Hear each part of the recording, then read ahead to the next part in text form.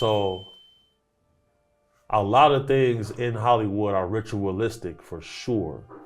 And if you pay close attention to it, you can see it. When you see somebody holding up this, like this, with the two fingers close like this, that's the hand sign of the Baphomet.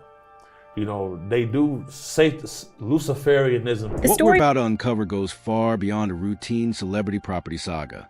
This looks less like a sale gone wrong and more like a frantic effort to erase a mansion that may be hiding truths its owner never planned to face. The timing couldn't be more telling.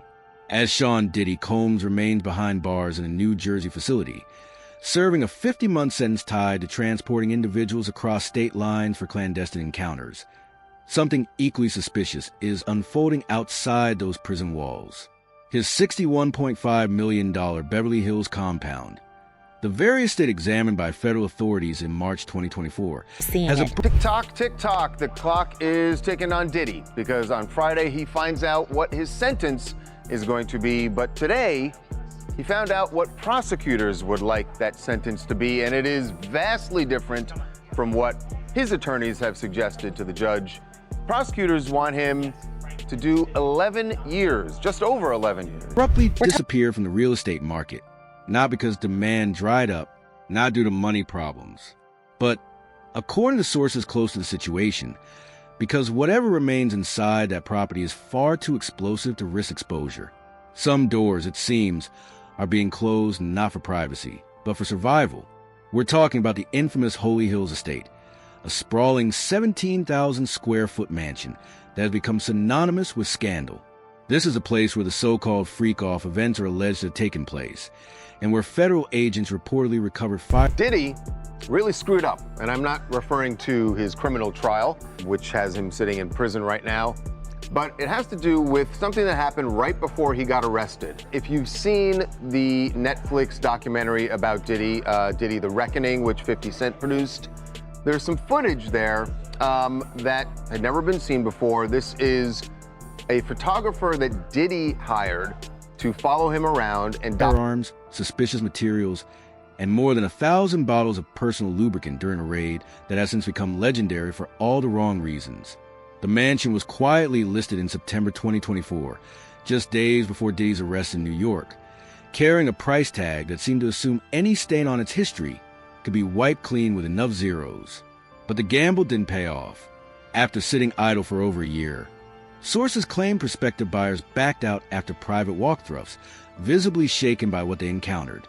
Then came the final move. The listing was abruptly withdrawn on December 24th, Christmas Eve. Real estate insiders described the timing as highly irregular. Legal analysts go further, calling it a panic decision, because this was never about recouping cash. It was about maintaining control. And at this moment, control is the one thing Diddy no longer has.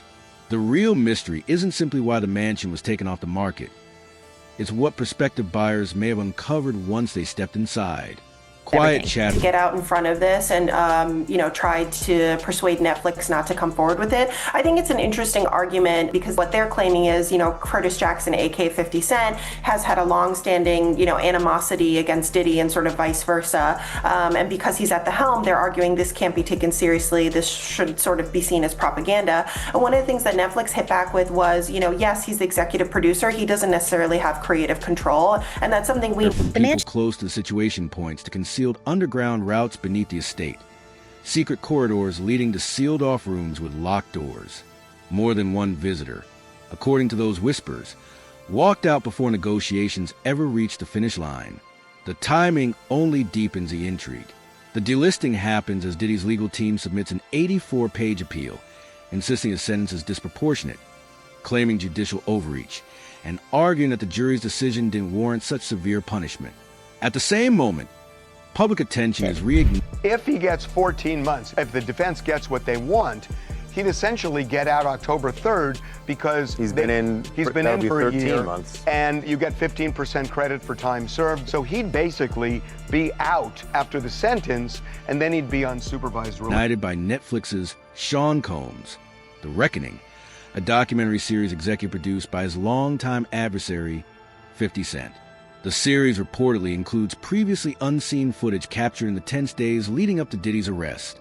Moments showing heated exchanges with attorneys and frantic strategizing as his world began to close in.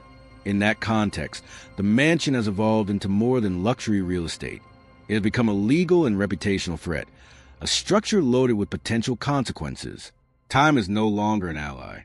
To understand why, you have to rewind to March 2024, when Homeland Security agents executed coordinated raids on both the Beverly Hills estate and Diddy's $48 million Miami waterfront property. What authorities reportedly recovered went far beyond sensational headlines.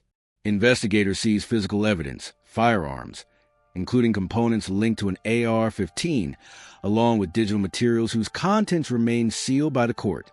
And then there were the tunnels, the same underground features now fueling renewed speculation. Court documents filed by former associate Rodney, Lil Rod, Jones paint an even darker picture. Jones alleged that hidden surveillance cameras were installed throughout the property, secretly recording celebrities, athletes, and industry insiders during private events without their knowledge. According to his claims, Diddy he did a whole lot to a whole lot of people, and now he's paying for it. So all these cats, I guess y'all get y'all visitation rights. Some of y'all can get y'all conjugal visits right with him. I don't give retained compromising footage of influential figures, a collection that could explain years of silence and selective blindness from those who passed through the estate. Here's the unsettling part. If such recordings ever existed, there's no confirmation they were all recovered. And if potential buyers encountered physical remnants, equipment, storage rooms, or signs of concealed surveillance, that discovery alone would instantly transform a real estate showing into something far more dangerous. Because at that point, the mansion isn't just history, it's evidence. The removal of the mansion from the market isn't a simple case of a deal gone sour. It's a calculated withdrawal. Diddy's inner circle understands that the property has become a live wire.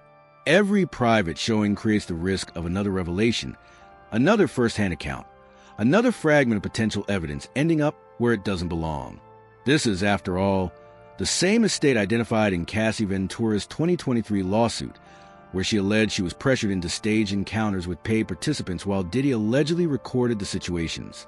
The very same rooms where, according to multiple testimonies, NDAs were signed under intense coercion, where controlled silence was part of the price of admission, and where illicit substances allegedly circulated as casually as the power dynamics now being scrutinized in court. Then there's the infamous underground swimming tunnel, once marketed as a luxury novelty, later reinterpreted through a far darker lens. Following the March raid, social media exploded with speculation that the passageway may have been used to avoid law enforcement during the search. Diddy's attorney dismissed the idea as absurd, but by then, it didn't matter. The narrative had already taken hold. At that point, the damage was irreversible. The mansion was no longer just controversial. Its reputation was sealed. Jump ahead to December 2025, and the situation grows even stranger. Diddy's appeal is officially underway. His projected release date quietly shifts to May 2028, with no public explanation offered.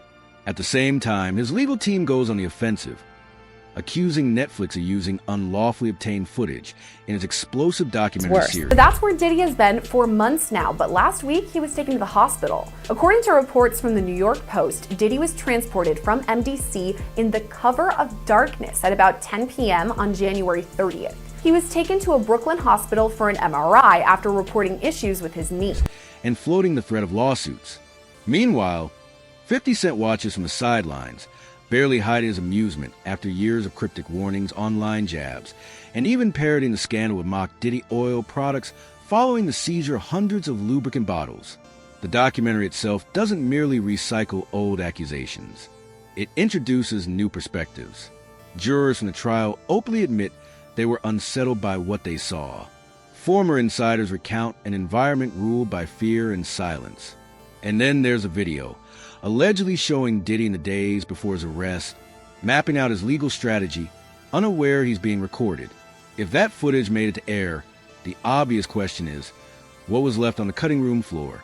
That's where the mansion resurfaces. According to multiple sources, The estate wasn't withdrawn simply because buyers lost interest. It was removed because a few who advanced beyond the gates walked away visibly rattled. One prospective group reportedly terminated negotiations after encountering what they described as alarming alterations in the basement, sections that did not appear on any official blueprints. Another buyer allegedly stumbled upon a room lined with unusually dense soundproofing, prompting uncomfortable questions about its intended use. And then there are the tunnels. Not the ornamental pool grotto highlighted in glossy listings, but narrow, unmarked corridors extending from the main structure, ending in locked doors for which no tour participant had keys. When questioned, celebrity listing agent Kurt Rappaport is said to have brushed off concerns, attributing the areas to ongoing renovations. But that explanation begins to unravel when investigators' records reportedly show the estate security system logging frequent late-night access to those tunnel doors, activity that coincided with a period when the so-called freak-off gatherings were allegedly at their height. At that point, the mansion stops being a passive backdrop. It becomes an active character in the story, one that knows far too much. Diddy's camp continues to dismiss the controversy as background noise, insisting the delisting was purely about discretion, about waiting for a more suitable buyer. But that explanation collapses under even minimal scrutiny. If privacy was a priority, why was a mansion put up for sale in September 2024, mere days before his arrest?